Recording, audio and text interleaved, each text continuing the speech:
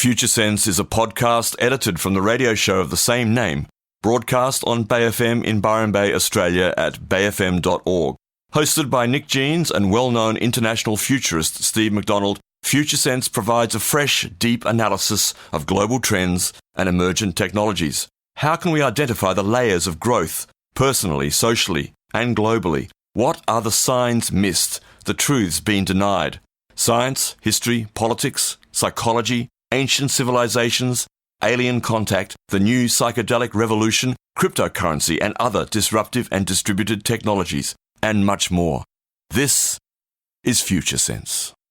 And you are now tuned, of course, to Future Sense through to 11 o'clock this morning with myself, Nick Jeans, and my co-host, Steve McDonald. Good morning, Steve. Good morning, Nick, and we have trouble here as well. We have trouble in the form of... Capital T. Capital T. The Texan elf is back in the studio again with us, Mitch Schultz. Good morning, good friend, gentlemen. filmmaker and icon. Just had to say that. I like the use of the word icon. I thought you said acorn. He's just a seed. He will grow. I will. And I do love acorns. Yeah, to a giant oak or something. Fantastic. So welcome to Future Sense this morning. And today, Steve, what's on the agenda? We're going to talk first up about alignment today, so getting things in a row. And then we'll go on to talk in the second half of the show about corruption, which is really about things being misaligned and the opportunity for realignment. And that's why I've got Mitch here, because he's a corruption expert. He's as corrupt as they get. Yes. He's so corrupt that he's innocent. We just have to keep him in line for the first part of the show. That's, Okay. that's Yes, the thing. exactly. Line him up. Somehow. I'm not going to show you my cards. Still line up your ducks, as they say. I'm not going to show you your cards. No. That's the game, isn't it? Keep your cards close. Don't reveal. Yeah. You're resonating right now on Future Sense with Steve McDonald and Nick Jeans. And we're talking about alignment and realignment and more. But we're going to start somewhere else, Mitch, because you've got something which is relevant to the conversation. It's Absolutely. actually it's the result of alignment of the planets that this has happened. Yes. So In fact, anything we say today is just a result of the alignment of the everything's planets. aligned with our thing. Yeah, thank you. Good. Go ahead. Well, kind of excited to announce that we have a new project that is underway and that will be finishing up for release later this year. And it is a documentary looking at the life and work of Stan Grof. Stanislav Grof. For those who don't know, a bit of a sketch. Yeah, Stan Grof was probably one of the early psychedelic researchers who came up with a lot of the different ways to approach the therapy, and then also went on to develop holotropic breath work and also kind of co-develop transpersonal psychology with Maslow. That's right. So a very influential character and has looked at not just altered states, but just the other forms of consciousness out there, and has spent his entire career doing that. And quite an amazing man. And I've learned a lot just on the project that I did not know, even though we interviewed him for my first film. 88 years old, I see. He is. Yes. He's a senior, a real elder. He is. Yeah, elder in the community. Yeah. Recently had a stroke, but it's doing well. But this guy's work needs to be out there, and we want to be able to share that with others and see how it's impacted others' lives. Yeah, he was a great pioneer of psychedelic therapy back in the day before they made psychedelics illegal in the USA, and treated over 4,000 patients with 4,000? Yeah, psychedelic assisted therapy, I think mostly with LSD. Mainly with LSD, yeah. Yeah, and wrote a great book called LSD Psychotherapy, actually, which is on my bookshelf. And as you mentioned, holotropic breathwork, which is also known as breathwork generally, or rebirthing. There are a variety of ways of using breath in that, circular breath in that particular way, and he was the guy who sort of created that initial thing. As we were talking about at breakfast, I was quite involved in that in the early 80s, and some really wonderful work that just simply the breath in terms of realigning the system and finding places where there are blocks and dark patches, so to speak, that actually released and become aware of during breathwork, which is fantastic. And gets all the way back to the birth process. And always back to the just birth process. Yeah. Fascinating to think about memories that are stored that could be traumatic from that time period, because it is the birth process is pretty major, but what that could do if there's trauma built around that, and how that influences us throughout our lives. Absolutely, and I had a lot of experience in the mid '80s with this. I was a practicing breath worker for a while in Sydney, about 2 years, and the number of people who actually did re-experience their birth and their birth trauma was extraordinary, and it was undeniably true as you listened to their stories as they went through this process, just using breath and accessing these places where trauma was released in the body. You could feel it, you could watch it actually move through the body. Fantastic stuff. Yeah. And of course, Stan says that everybody carries PTSD as a result of their birth, right, to some extent. That's right. And I think that's quite true. Yeah. Which makes it all the more important for us to develop some of the psychedelic therapies, for mainstream use. Right. I believe, yeah. And of course, the breath work was developed as a result of psychedelics being made illegal because he could no longer use LSD. Right. I hadn't thought about in that. his work. Yeah, that's why it came about. Okay. Yeah. And I understand the process he went through was, he thought about how people responded during LSD-based therapy and how their breathing would change and those sorts of things, and that's what guided him to come up with holotropic breath work, as far as I understand. Well, very interesting. Yeah. And of course, while we're on the topic of psychedelics for healing, those listeners who are listening here live or later on in the region of Byron Shire, the Rainbow region, would be familiar with the Byron Shire Echo newspaper, which features our co-host over here, Steve McDonald, and a whole piece about the psychedelic revolution in terms of healing PTSD in particular, with the military in particular, which is Steve having been a military man, a particular interest of his and ours. In fact, wonderful that that's actually front page in the Echo. Yeah, very grateful for that. Yeah, really good coverage. Yeah, indeed. Folks, if you want to text in, as always, 043734 1119, 043734 1119. Anything you'd like to add, comment on, or bring our attention to would be great. And of course, for those listening on podcast via futuresense.it, that's where our podcasts are. A couple of days after each show, the edited two-part podcast is you can access through futuresense.it or through other platforms, iTunes, for example. So thanks for all of you out there in the world who are listening to this show whenever you are doing so. Yes. And just while we're on that topic, there are a few psychedelic movies coming up in Byron Bay. Entheogenesis Australis, which is our wonderful community-based organisation that's down in Melbourne there and has been pioneering psychedelic conferences and symposiums, outdoor and indoor, for years. They're showing a couple of movies in Byron on the 27th of February in the community theatre, and do you remember what they are? We're not talking about Trips of Compassion. One of them is Icaros, right? What do you know about that, Mitch? Okay. I don't know much about it, actually. Sorry, I was not prepared for this. It's a holiday today where we're allowed to be slightly less researched than we usually are today. Perhaps you could argue we have gentle, fun sort of day today. We'll come up with those. We're getting them for you. And also the following week, on March the 7th, is Trips of Compassion, which is the Israeli documentary on the use of MDMA for assisted therapy for PTSD. Yeah, that's right. And I'll be at both those screenings in late February. And I think it's March, March My Medicine Australia, not May. Yes. Yeah. Does say May. There you go. You may have. I may have. We're living in the future here, folks, so we constantly are pushing forward. Thank you. And anyway, Mitch, tell us a bit more about the Stan Groff movie. You're going to California when you get back home, right? To see? I'll be dropping off in California, and Stan and his wife Brigitte will be coming in and doing some private breath work there, and we'll be doing a little bit more filming.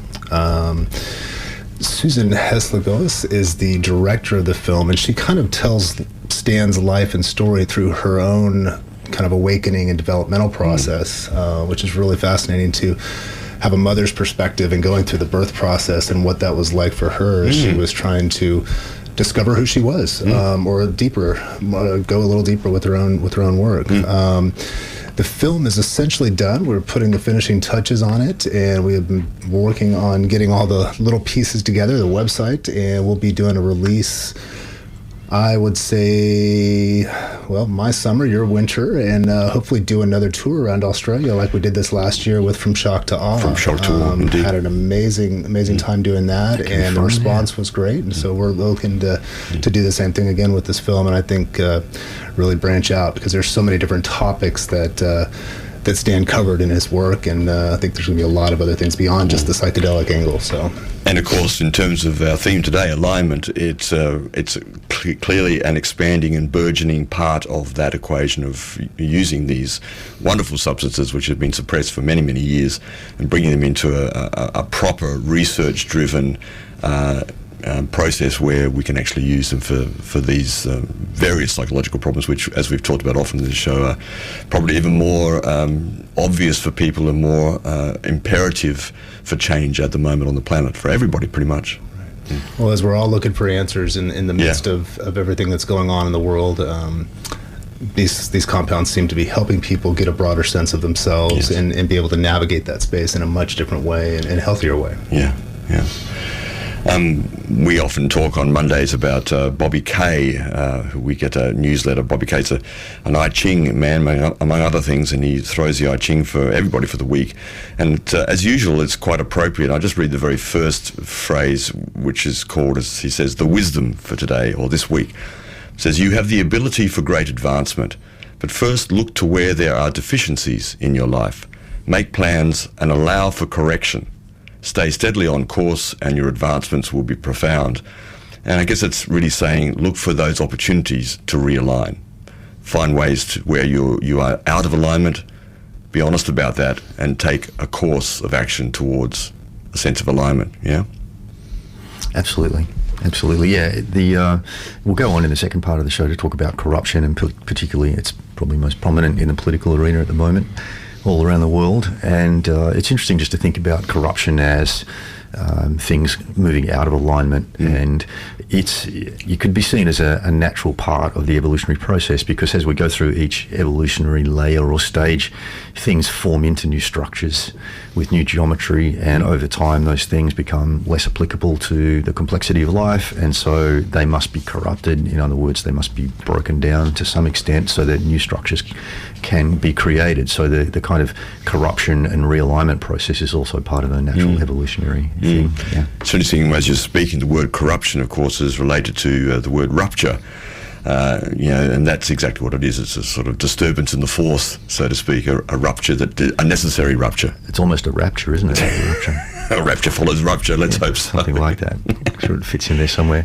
Yeah, I mean, having a bit of a Taoist bent, we like to talk about those things. And if you think of the yin and yang symbol, or the Taijitu as it's formally known, you've got those two dynamic energies interacting with each other there. And interestingly enough, the symbol is meant to rotate probably in the opposite direction to which most people see it rotating or imagine it rotating. So it's the skinny part of each colour, the yin and the yang, that is taking the lead, because as the energies develop, they start small and grow big, and then it's when each one peaks that the seed of the other appears. So that's kind of in the tail. And I saw an old T-shirt with a symbol that Bruce Lee used to use, for his kung fu school, and he had the yin and yang thing, and he had arrows around the outside for the Westerners so they could remember which way the thing was supposed to rotate, which I thought was quite cool. So does it rotate anti-clockwise, Widdishins, or does it rotate? It's all perspective. It would be hallelujah. Yeah, it would be clockwise. It would be clockwise. Yeah, but apart from those two energies, which is really all most people see when they look at that diagram, there's also a third thing, which is the circle that contains them. So there you get the trinity, or the three things, which are so prominent in most spiritual doctrines, the two energies in the container, and those three parts make the whole. And the symbol itself is actually a two-dimensional representation of a sphere. And there's a nice video on YouTube now, which I think was made up by somebody connected with Nassim Haramein, which shows a three-dimensional version of that. It's very cool. And the little seeds or dots in the Tai Chi symbol end up being the poles, the north and south pole of the sphere, or the globe, which is quite cool. So when we're talking about alignment, we're really talking about a holistic approach and being able to, first of all, see all of the different parts of the whole and perceive them. And as I just kind of indicated with that symbol, sometimes the parts aren't all obvious, and it takes an expansion of our perceptiveness to be able to see all the parts. And it's only then when we're aware of the parts and any dynamic patterns that they happen to be engaged in that we can start to work with the whole thing, whatever that thing might be.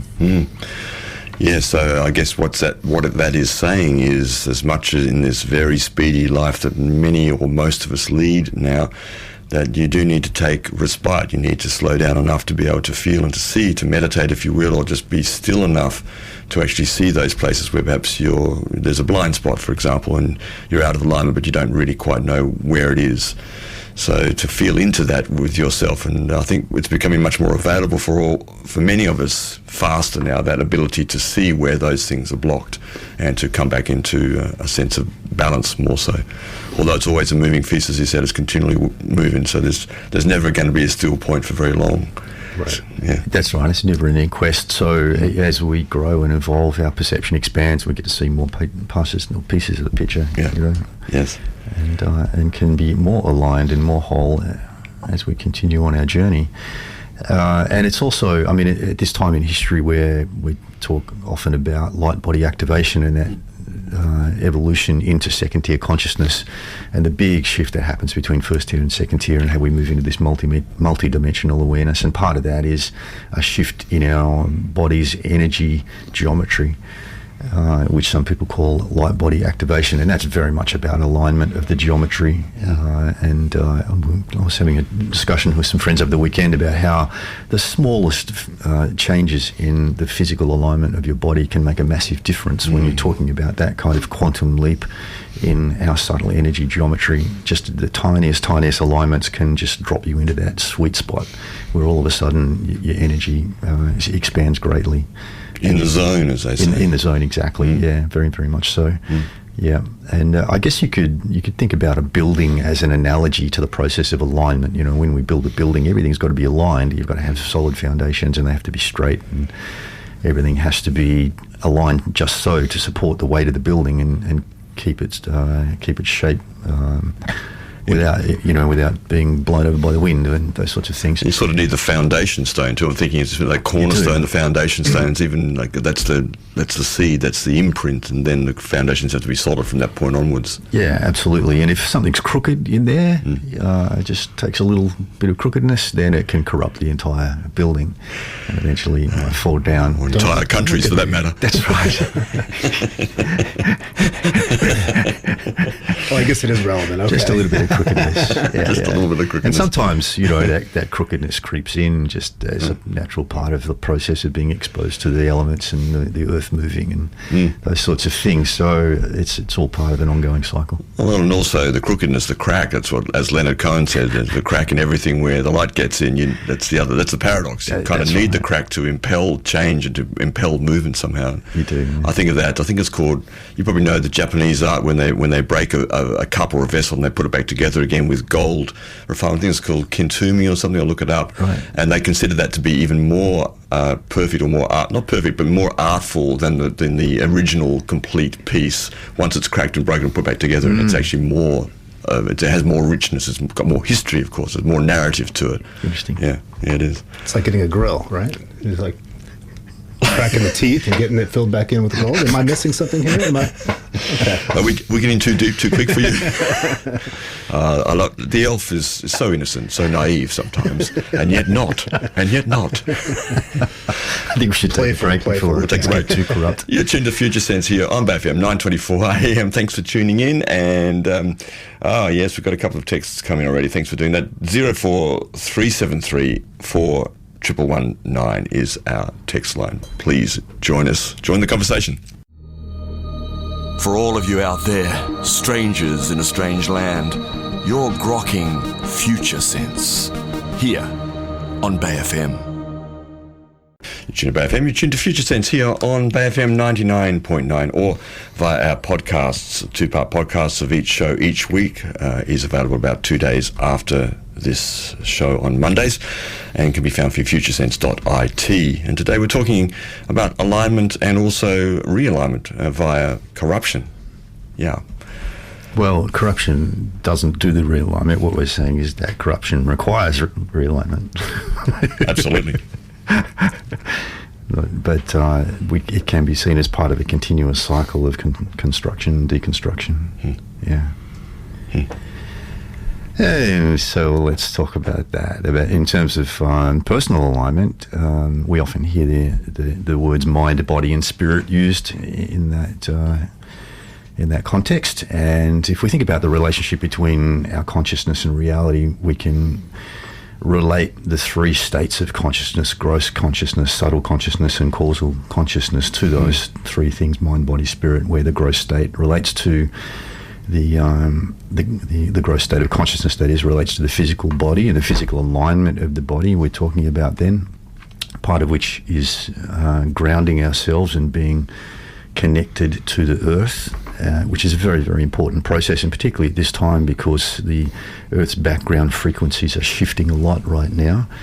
And particularly we've been monitoring the Schumann resonance, which is a frequency generated by electrical storm activity within the atmosphere, and is all pervasive and of course influences human well-being, and that became quite noticeable when they started sending people into space, and the astronauts were getting space sickness, which was eventually resolved by putting a Schumann frequency resonator on the spacecraft. So they had that normal background frequency that they were used to. It's interesting too, I understand that the Schumann resonance, if you're underground in a cave, like in Cooper Pedy, for example, you're not affected by the Schumann resonance there. I'm not entirely sure, but I think that's the truth too. So, it probably is, because the Schumann resonance relates to activity in the atmosphere directly.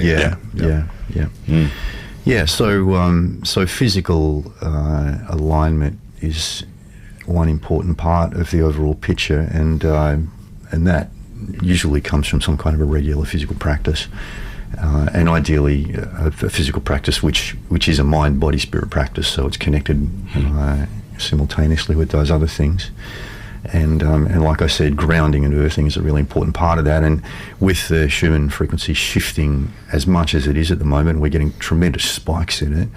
I think it's quite important to be doing a regular practice, so that ideally every day you're tuning into whatever the background frequency is of the earth, and that over the long term will help us all adapt and change with the life conditions, rather than being left behind in a frequency sense. If we're not tuning in regularly, then we're going to find ourselves falling out of attunement regularly and feeling that from a psycho-emotional perspective particularly.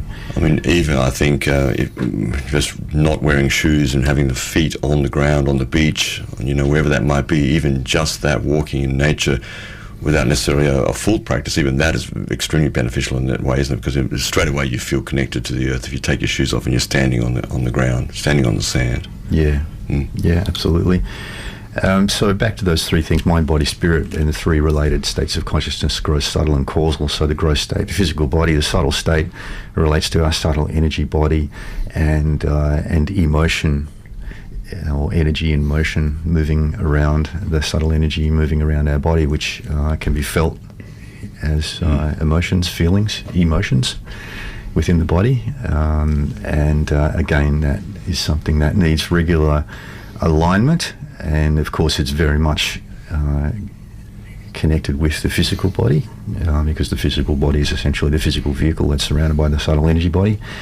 And so we also need to pay attention to that, and there are many great energetic practices out there, like yoga and various meditative martial arts that will help us Qigong, do that sort of thing. Absolutely. And then the causal state relates to that place where archetypal energies reside. And those who are engage in altered state practices of any kind, meditation or others, will probably be familiar with interacting with these different states of consciousness. And in the causal state, we find these archetypal energies, so which are often represented in our stories by particular characters. And there, the word causal to describe that particular realm relates to the fact that things that we manifest, they originate from those causal energies, those sort of, you might call them pure themes. Archetypes or logos. Exactly, and various combinations of those which we draw down into our everyday physical existence and experience. And so from a personal point of view, ideally we want to have those three things fully aligned so that we're working in alignment with whatever causal issues we are pulling into our reality through our manifestation process, and those things are aligned with our subtle state and our gross physical state as well. So we're acting as one rather than being scattered. And so we're talking about a dynamic system there. And this is a really important point, because there are a lot of arguments out there in the public arena at the moment which are based around assumptions of things being static or things being unchanging. Or things just going around in circles and repeating themselves without any change. Exactly. The same things over and over again, and a lot of fear that things won't change, that we'll get stuck in a particular state and we'll be in that state forever. And I guess really that's the definition of hell, isn't it?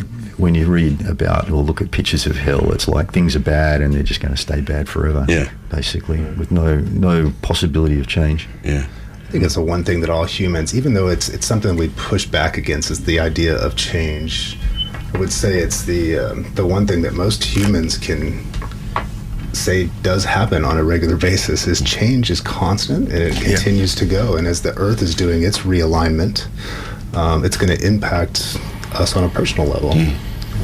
It is, whether that's the Schumann or the pole switching, or and I think part of the big shift, in perspective that's going on at the moment is this realization that we are a part of nature and we're part of a system. We're part of a whole system rather than being separate to it. And it's, us doing things to it and it doing things to us is sort of coming to the understanding that it's all us. And we're an intrinsic part of this system, and our personal state impacts that system and vice versa. Yeah, and I'm thinking also of how the awareness of things like electromagnetic fields, gravitational fields, these kind of energies are more and more out there somewhere. People might have a fairly superficial understanding of it, but just the notion that we are embedded in, floating in, if you will, a soup of energies is pretty new to the average person, I would suggest. And I think that awareness is becoming more available, and that thus we become more aware of our personal energy field within that structure. Yeah, absolutely. And the scope of that perception is something that expands as we evolve. And, for some people, just the idea that we're a part of nature, like local nature, is a struggle, probably because they've grown up, in a city where they're surrounded by concrete and not much in the way of trees and dirt and stuff. But for other people, they're at a place where they're thinking about the entire planet, being and relating to and being a part of that whole system. And for other people, they're starting to think about the solar system, and some people are even thinking galactically. And there's more beyond that. So it's an ongoing evolution of perception. Never-ending quest. It is indeed, absolutely, yeah.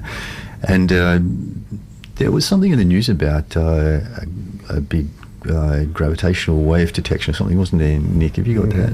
I do. There was a brief burst of gravitational waves hitting the planet, and astronomers have no clue where it came from. This is from livescience.com a couple of days ago, 5 days ago. A mysterious cosmic event might have ever so slightly stretched and squeezed our planet last week on January the 14th, which was the day where we were out at Uluru, and you guys, I missed it because I was sick that day. Oh, yeah. I did some work at Katajuta at the Olgas. It was too. But researchers don't know where this burst came from, and the gravitational wave observed here, the LIGO, I can't quite see that. And LIGO, yeah. Thank you. The LIGO lasted only 14 milliseconds, and astronomers haven't been able to yet pinpoint the burst's cause or determine whether it was just a blip in the detectors. Very interesting. I mean, part of the reason that we were there around that time out at Uluru Katajuta was because there was a prediction of an energetic event happening. And while we didn't know for sure whether that was going to happen, it's very interesting that something was registered on an instrument on that day. Some say that because it was actually too short for what would be expected from the collapse of a star, for example, from a massive star. And on the other hand, we've never seen a star blowing up in gravitational waves before, so we don't really know what it would look like. And these are the astronomers saying this. It's pretty interesting. They didn't detect any neutrinos. Which supernovas are known to release. So, a curious anomalies are the things that we're looking at the moment. Lots of anomalies. That's right. And it was around the time of that significant astrological alignment, and the word that we got, which was part of our motivation for going out there, was that there would be an impact on the Earth's geomagnetic field as a result of some off-planet energetic influx. And so it seems that something's registered right there, which is really interesting. And certainly on the ground out there, our group certainly did sense some kind of powerful energetic shift while we were there. There's no doubt about that. Very interesting stuff. Just at the very beginning, too, of starting to even wrap our heads around what these gravitational waves are. I mean, our instruments are just starting to pick these things up, and what sort of things could be coming out of that over the next decade. Sorry about that, folks. Strange sounds are coming in here. Anomalies in the studio sound system. Be a bit of feedback on the mic or something, maybe. We'll work on that in the next break. Yeah, very interesting. And I think an expansion of our knowledge around electromagnetic energy and how it moves and how we can use it and how it influences the planet as well is very much a part of our near future, I believe. It's an area that was pioneered by some amazing people in the past, including that guy on your arm there, Mitch, Nikola Tesla. Yes. It's a lovely shot of him, isn't it? It is. It's great. Yeah, I thought you were talking about Gandhi, but well, him too, probably. Yeah. But it's certainly an area to watch, and we've spoken before on the show about new technologies that are and have been developed now in terms of energy generation using magnetism and those sorts of things, and all of what we're talking about in this conversation is on the electromagnetic energy spectrum. We'll take a break here on Future Sense. It's 9:46 here, and thanks for joining us.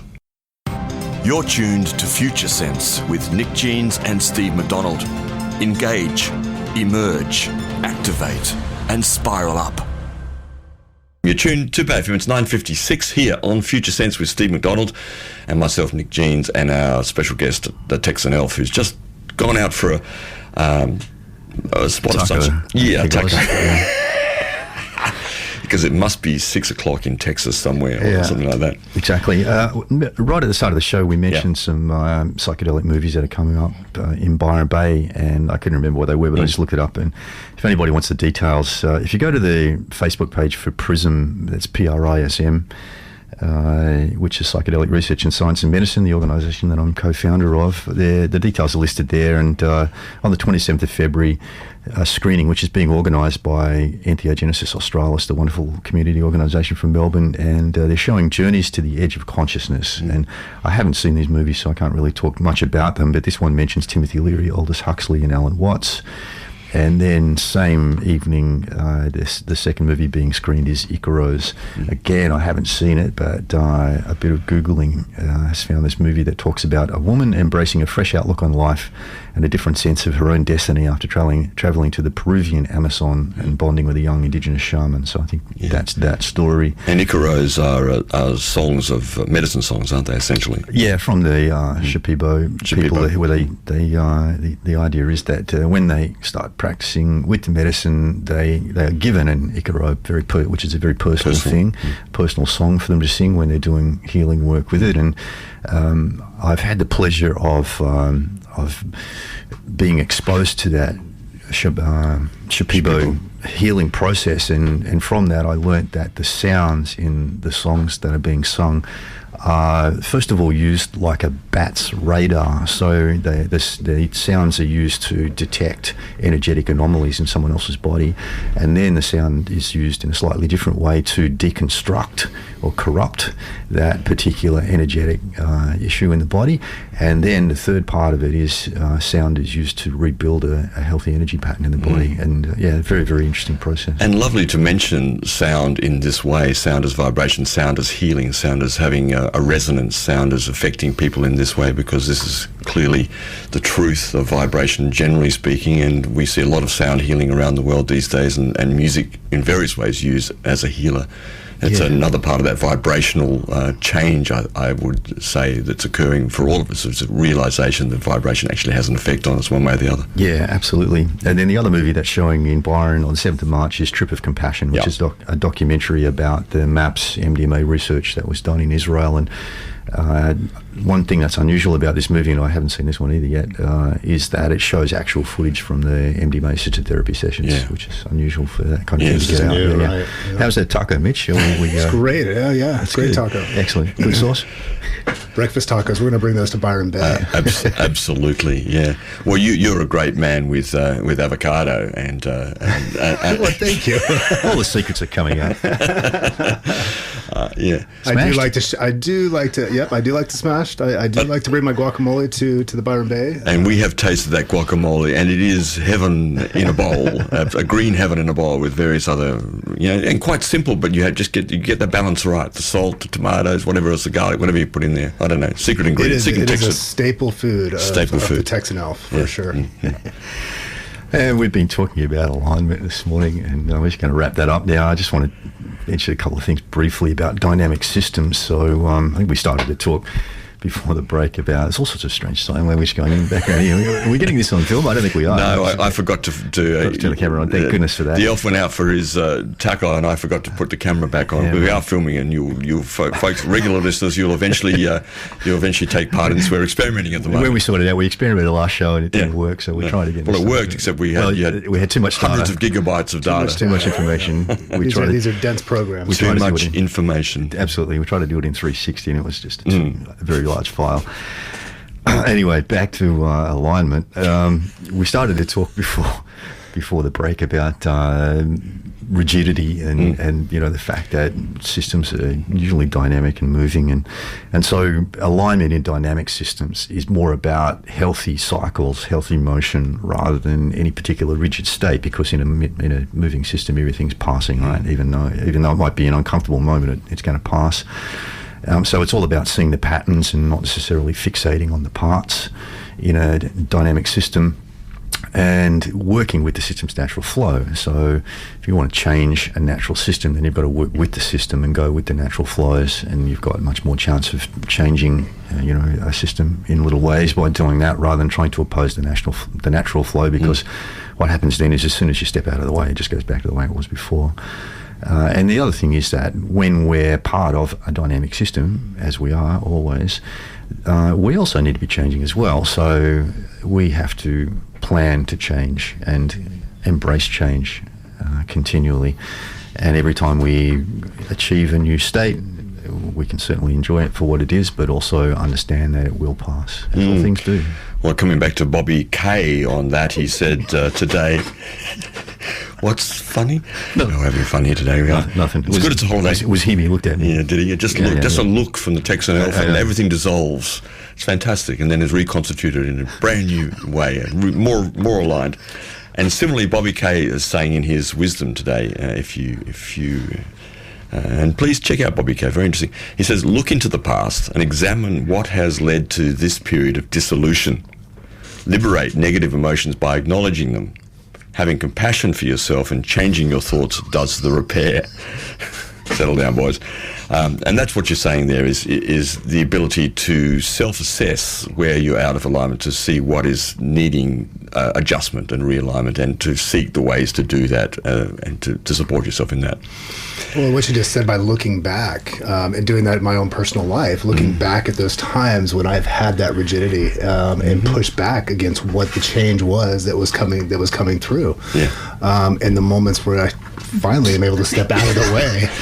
I have McDonald over here really forming a new natural system. The good thing is we're getting it on film. Right. Everything's changing. Yeah, everything's changing. But just that perspective of that rigidity, and finding that space where I'm out of alignment, it does help things going forward, because you can have a little bit of that perspective to say, hey, as a reminder, that rigidity is coming in again, or having good friends like sitting next to me reminded me of that rigidity. Or again with Bobby Klein, another piece that's popping out at me right here. Normally when we spot something that is out of order, our first thought is to move immediately to fix it. In this situation, however, that would not be of benefit, as things are not normal. That's what Bobby's saying. And that's certainly not normal here today, but that notion of trying to fix and put back into place the thing that has changed is not necessarily the best option here. Yeah. Isn't it really interesting? I mean, we often think about our theme and develop our stuff for each episode of the show, and then we check in with Bobby, and pretty much 99% of the time he's talking about the same theme. So it's very interesting. And I think that's, for some people, perhaps that's a stretch too far to think that things are in alignment or line up in that way, or are synchronous. Things occur serendipitously in the moment for you, but perhaps it's exactly the thing to look out for in your own life. Where are those clues that pop up and go, oh, wow, I just thought about that, and et cetera, et cetera. Everybody has this experience. And rather than just passing it off as a coincidence, to actually focus on it and to give it some energy, and to feel like this is a clue towards my own alignment in this minute, perhaps. In my own life, those times when that synchronicity or that coincidence, whatever you want to call it, when those things pop up, I've tried more and more to pause and think about what's going through my mind at the time, who I'm speaking with, what sort of emotions are going on, and they seem to be clues or little flagpoles that pop up, like, hey, pay attention here. And the more and more I think I'm able to do that, it helps with that process of change and realignment. Yeah. Fantastic. Okay, we'll take a break here and we'll come back with the second part of the show. We're going to be talking a little bit about corruption and what that signals here on Bay FM. You're tuned to Future Sense with Nick Jean, Steve McDonald, and Mitch Schultz, the Texan Elf. Thanks for joining us. You've been listening to Future Sense, a podcast edited from the radio show of the same name, broadcast on Bay FM in Byron Bay, Australia, at bayfm.org. Future Sense is available on iTunes and SoundCloud. The future is here now. It's just not evenly distributed.